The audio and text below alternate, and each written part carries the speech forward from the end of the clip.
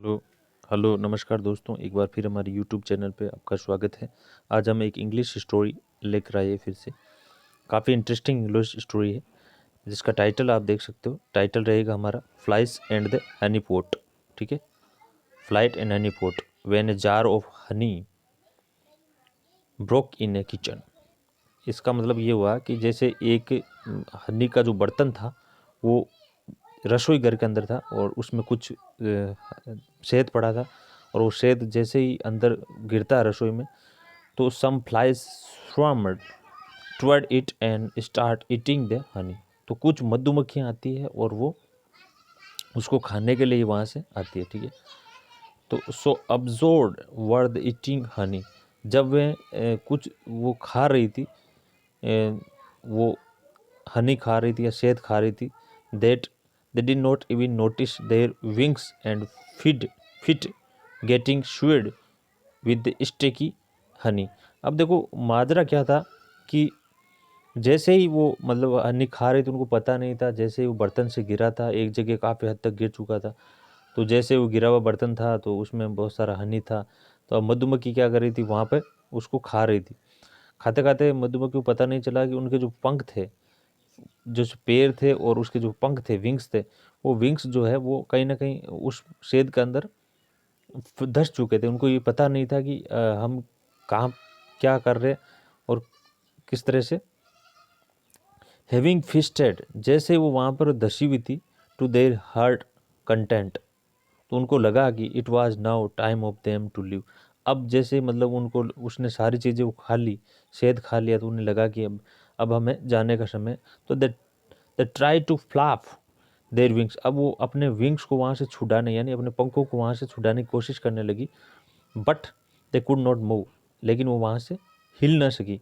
Then तब क्या हुआ, they try to lift their feet, but वो वहाँ से पेड़ मतलब उसको छोड़ने की जो पाँव थे उसको छोड़ने की कोशिश की। दैट टू रिमेंड फिक्स, तो वो वहाँ पे फिक्स हो गए। एनेक्सली चिंतित वंस फ्लाई क्राइड। अब देखो एक जो मधुमक्खी थी वो चिंता से चिल्लाई, ओ। उसको क्या लगा, जैसे उसने क्या कहा, ओ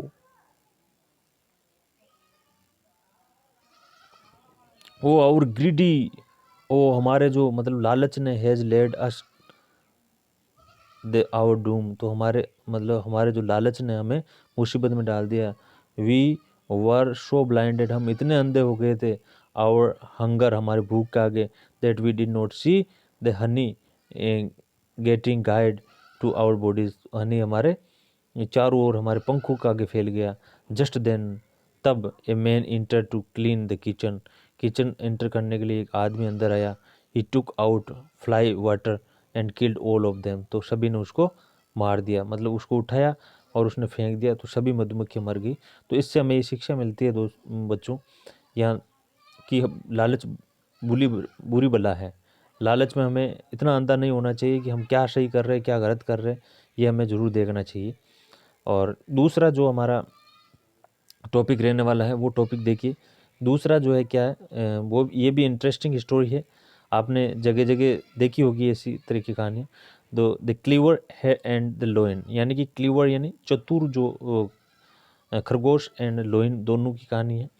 तो a lion who was the king of jungle made a rule that every day one animal would be killed and it meat would be offered to him, यानी कि एक जंगल में एक शेर रहता था, और एक शेर जो था उसने ये डिसाइड किया कि प्रत्येक जो जंगल का जो जो जानवर है वो उसके उसके उ, हर मतलब रूल था कि हर जानवर जो है उसके पास आएगा ताकि वो उसको खा सके।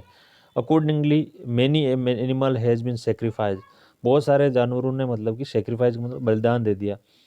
और till one day it was the turn of clever hare. Hare का मतलब होता है खरगोश। एक बार एक चतुर खरगोश की बारी आई, तो ही थॉट, उसने सोचा कि all night how he could save his life, अब वो अपनी ज़िंदगी कैसे बचा सकता है। Suddenly an idea struck him, एक आइडिया उसके दिमाग में आया।